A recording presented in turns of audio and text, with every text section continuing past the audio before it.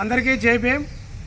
ఈరోజు దళిత సంఘాల తరపున ప్రెస్ మీట్ ముఖ్య ఉద్దేశం ఏంటంటే, గత 2-3 రోజులుగా సోషల్ మీడియా మాధ్యమాలలోనూ పత్రికా ప్రకటనలలో కూడా తిరుపతిలో మోహన్ బాబు గారి కాలేజీలో బీటెక్ చదువుతున్నటువంటి జేమ్స్ అనే అబ్బాయిని కులం పేరు పెట్టి తిడుతున్నాడు యశ్వంత్ నాయుడు అని చెప్పేసి, నన్ను కులం పేరు పెట్టి తిట్టద్దు, నేను కూడా ఒక మనిషిని గౌరవించాలని చెప్పి ఆ అబ్బాయి మాట్లాడగా, వాటిపైన కుట్రలు చేసి ఆయన యశ్వంత్ నాయుడు అనే వ్యక్తి కొంతమంది రౌడీ షీటర్లను కాలేజీకి మోహన్ బాబు కాలేజీలోకి తీసుకొని వచ్చి ఆ అబ్బాయిని టీ తాగుదారని చెప్పి తీసుకెళ్ళి పట్టణంలోనే ఉన్నటువంటి ఒక లాడ్జ్లో, ఆ లాడ్జ్లో పూర్తిగా 1.5 రోజు బంధించేసి కత్తులతోనూ అదేవిధంగా రాడ్లతోనూ దాడి చేయడమే కాకుండా ఆ అబ్బాయిని ఆయన పోసినటువంటి మూత్రము కూడా తాపడం అనేది చాలా దుర్మార్గమైన అంశం అని చెప్పి ఈ సందర్భంగా దళిత సంఘాల తరఫున మేము ఖండిస్తున్నాం. అదేవిధంగా అయ్యా మోహన్ బాబు గారు, మీరు అంటుంటారు కొన్ని సినిమాలలో నాకు కులం లేదు మతం లేదు అంటున్నవి, ఇంత శోచ్యం జరుగుతుంటే ఇంతవరకు మోహన్ బాబు కానీ ఆయన కొడుకులు కానీ స్పందించకపోవడము ఎంత దుర్మార్గమో ఒకసారి ఆలోచన చేయాలని చెప్పి ఈ సందర్భంగా తెలియజేస్తున్నాం. అదేవిధంగా యశ్వంత్ నాయుడు అనే అబ్బాయి రౌడీ షీటర్ల పైన చట్టపరమైన చర్యలు తీసుకున్నామని చెప్పి ఆ తిరుపతి ఎస్పీ గారు అదేవిధంగా సిఐలు ఎఫ్ఐఆర్ కాపీని సోషల్ మీడియాలో పెట్టడం జరిగింది. మేము చాలా హర్షిస్తున్నాం.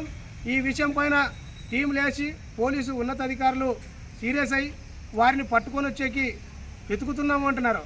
ఇంకా ఎన్ని రోజులయ్యా కాలయాపన, జరిగే సంఘటన 4 రోజులు అవుతున్నా కూడా.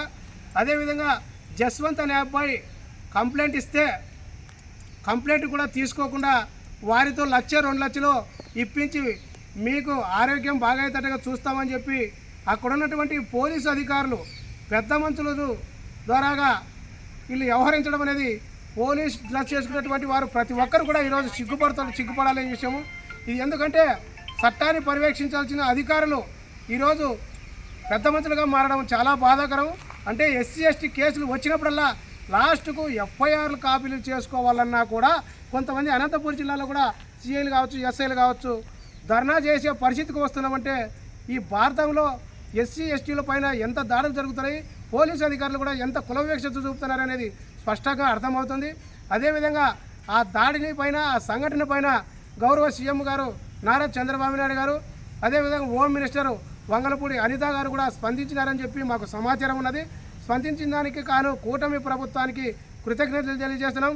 అదేవిధంగా పిఠాపురంలో జరిగినటువంటి విషయంలో పవన్ కళ్యాణ్ గారు ఏమాత్రం మమ్మల్ని ఎస్సీ అని తిడుతూ నాకు కోపం వస్తుంది, మీకు కోపం రాదా అని చెప్పి మాట్లాడినటువంటి పవన్ కళ్యాణ్ గారు ఈరోజు తన నియోజకవర్గంలో జరిగితే కూడా మాల సామాజిక వర్గాన్ని ఒక గ్రామం నుండి వెలివేసినప్పుడు కూడా ఆయన నోరు ఇప్పకపోవడం ఎంత దుర్మార్గమైన అంశం అని చెప్పి ఈ సందర్భం తెలియజేస్తున్నాం.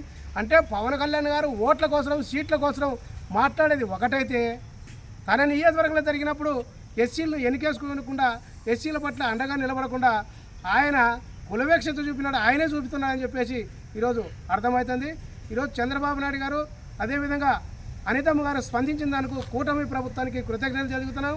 అదేవిధంగా రాబోయే రోజుల్లో ఏదైతే జస్టిస్ పున్నయ్య కమిషన్ సిఫారసుల మేరకు అవేర్నెస్ ప్రోగ్రాంలు జిల్లా ఎస్పీ గారు కావచ్చు, జిల్లా కలెక్టర్ గారు కావచ్చు, రెవెన్యూ యంత్రాంగం అంతా కూడా కాలేజీలలో కూడా నిర్వహించి సివిల్ రైట్స్ డే అవేర్నెస్ ప్రోగ్రాంలు పెట్టి కుల మతాలు అన్నీ ఒకటే, మనం అందరం ఒకటే అనే విధంగా వాళ్ళు సూచించే విధంగా చర్యలు తీసుకోవాలి ప్రతి ఒక్క జిల్లాలో కూడా.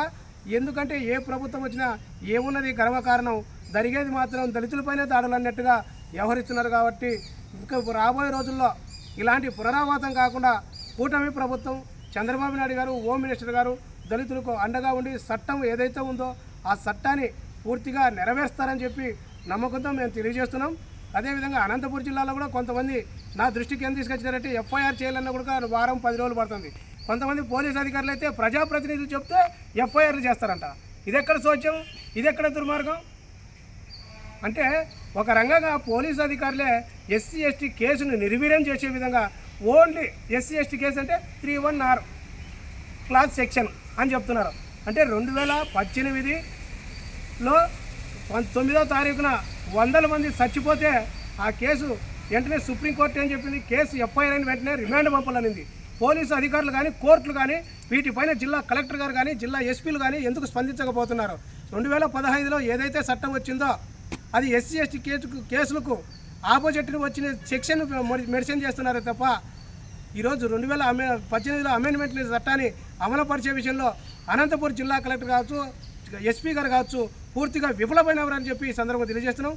మొత్తం పోలీసు వ్యవస్థే మా కేసులను ఒక దొంగ కేసులుగా చిత్రీకరించి కేసులు కట్టకుండా మా రికార్డులు, ఎందుకంటే ఎస్సీ ఎస్టీ కేసులు అధికంగా కడితే క్రైమ్ ఎక్కువ జరుగుతుందని చెప్పి పైనుండి ఒత్తిడి వస్తుందని చెప్పి క్రైమ్ జరగలేదని చెప్పినట్టుగా వీళ్ళు తక్కువ కేసులు కట్టి క్రైమ్ లేదు మా జిల్లాలో అన్నట్టుగా వ్యవహరిస్తున్నారు కొంతమంది పోలీసు అధికారులు. ఆ పోలీసు అధికారులకు కూడా ఒకటి విజ్ఞప్తి చేస్తున్నాం, చట్టాన్ని కాపాడాల్సిన అధికారులు, అమలు చేసిన అధికారులు మీరు ఇలాగా వ్యవహరించడం మీకు సమంజసం కాదని చెప్పి పోలీసు అధికారులకు కూడా హెచ్చరిస్తూ రాబోయే రోజుల్లో ఇలాంటి సంఘటనలు ఏదైతే జేమ్స్ అనే అబ్బాయి పైన దాడి జరిగిందో ఆ అబ్బాయి పైన అటెంప్ట్ మర్డర్ కేసు కూడా నమోదు చేసి యశ్వంత్ నాయుడు పైన అక్కడ రౌడీ షీట్ల పైన శిక్ష పడేంత వరకు కూడా ఆ పోలీసు అధికారులు ఉండాలి. అదేవిధంగా దేశవ్యాప్తంగా చూసినా కూడా ఎస్సీ ఎస్టీ కేసులలో ఎక్కడ శిక్షలు పడిన కారణాలు లేవు. కోర్టులో జడ్జీలు కూడా మా మీద దయ చూడడం లేదు.